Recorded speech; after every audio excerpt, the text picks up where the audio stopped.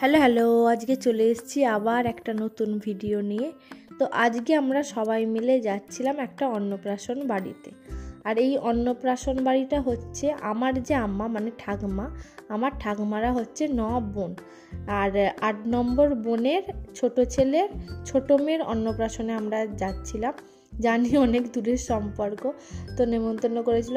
সবাই মিলে আমরা সেজে গুজে সকাল সকাল বেরিয়ে পড়েছিলাম। তো এখানে আমরা সবাই মিলে গল্প করছিলাম যে আমার বাবার 2 দিন ধরে গলাটা ধরে আছে। তো আমরা সবাই বাবাকে জ্ঞান দিচ্ছিলাম যে তুমি ওই ঠান্ডায় ঘুরতে গিয়ে তুমি খালি গায়ে তেল মাখছিলে, তোমার ঠান্ডা লাগবে না তো কি হবে, এইসব নিয়ে জ্ঞান দিচ্ছিলাম।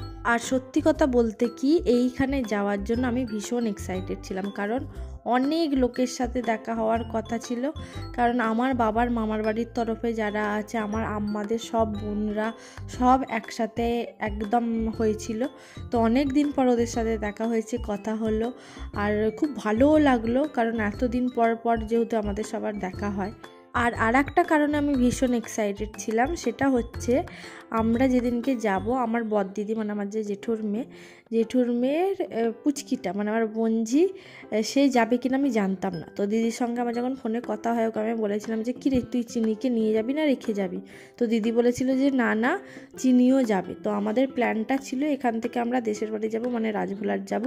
ওখান থেকে আম্মাকে পাপানকে গাড়িতে নেবো, দিয়ে তারপর ওখান থেকে বেরিয়ে যাবো। আর দিদিরা বাইকে করে চলে যাবে একবারে ওখানে, দিদিদের বাড়ি থেকে একটুখানি রাস্তা। তো চিনিকে কোলে কোলে ওরা বাইকে করে নিয়ে গেছিলো। আর চিনিকে দেখার জন্য আমি বেশি এক্সাইটেড ছিলাম, কারণ ওকে আমি এত চটকাই কি বলবো। আর হঠাৎ করে কি হয়েছে সেবারে যে গেছি, ও আমার কোল থেকে কারুর কোলে যাচ্ছেই না। জানেন তো, চিনি যেহেতু অনেকটাই ছোট, আর ওর সাথে আমার অনেক দিন পর দেখা হয়, তো তারপরও ও আমাকে কিরম মনে রেখেছে আমি সেটা দেখেই অবাক হয়ে গেলাম।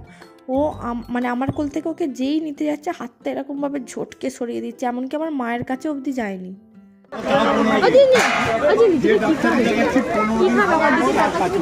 পাপান হাই বলো, হাই বলো।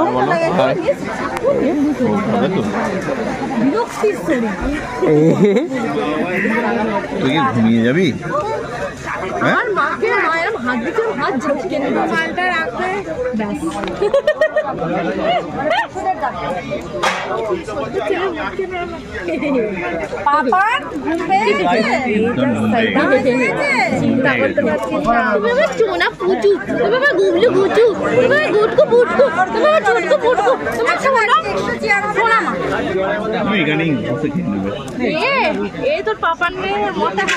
হ্যাঁ হ্যাঁ একদম।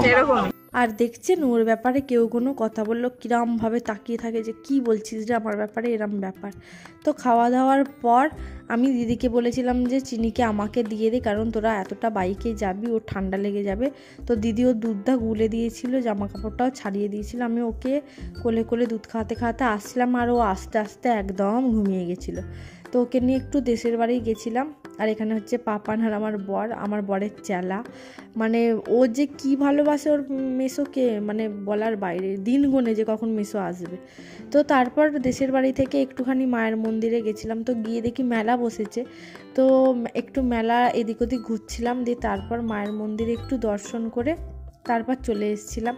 সত্যি কথা বলতে কি, দেশের বাড়ি যাবো আর মায়ের মন্দিরে যাব না, কিরম একটা যেন লাগে, মনটা খালি খালি লাগে। যে আবার উল্টোটাও হয় যে মায়ের মন্দিরে এলাম কিন্তু বাড়ি ঢুকলাম না, কীরকম একটা হয়। তো ওর জন্য একটু ওকে বললাম চলো মায়ের মন্দিরটা ঘুরে আসে। আর ওখানেও আমার বাবার এক বন্ধুর সাথে দেখা হয় অনেক দিন পর, খুব গল্প করেছি আমরা। তো আজকের ভিডিওটা এইটুকুই। যদি কিছু ভালো লেগে থাকে please do like, share and subscribe my channel. দেখা হচ্ছে অন্য একটা সুন্দর ভিডিও। টাটা।